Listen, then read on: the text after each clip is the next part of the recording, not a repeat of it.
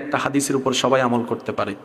নবীজি বলছেন, আল্লাহর হাবিব বলছেন, রাহমাতুল্লিল আলামিন নবী বলছেন, অন্যের জন্য তুমি সেটাই পছন্দ করিও যেটা তুমি নিজের ক্ষেত্রে পছন্দ করো। সুবহানাল্লাহ। অন্যের উপর সেটা চাপাই দিও না যেটা নিজের ব্যাপারে তুমি অপছন্দ করো। তার মানে তুমি যদি নিজের বদনাম হওয়া অপছন্দ করো, কারো বদনাম তুমি করিও না, কারো বদনাম তুমি করিও না। তোমার যদি ভালো পরিবেশে খাওয়ার ইচ্ছা হয়, তাহলে সেই সুযোগটা তুমি অন্যকে করে দাও, অন্যকে করে দাও।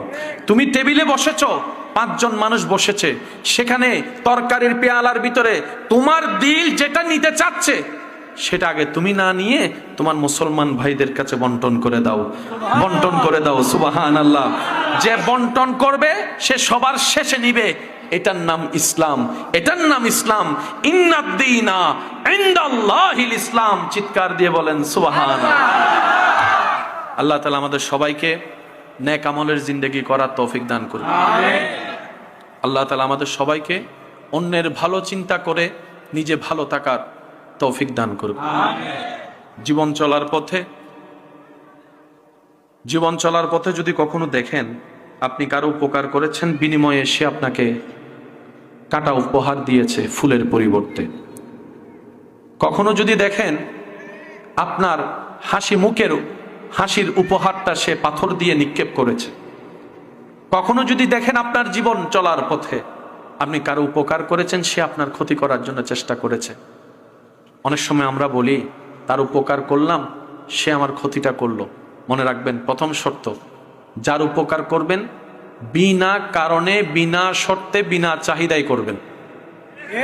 নিয়ত রাখবেন, আমি আল্লাহর সৃষ্টির উপকার করছি, ওই সৃষ্টির স্রষ্টা আমার উপর খুশি হবে, এই নিয়তে, এই আশায়। সুবহানাল্লাহ।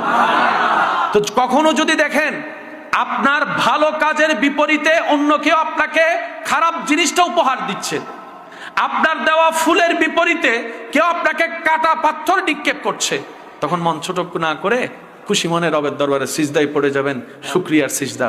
কেন জানেন? যখনই দেখবেন ভালোর পরিবর্তে কেউ আপনাকে খারাপ দিবে, উপকারের পরিবর্তে আপনাকে কষ্ট দিবে, বুঝে নেবেন আপনার করা উপকার আপনার রবের কাছে পছন্দ হয়ে গিয়েছে। সুবহানাল্লাহ।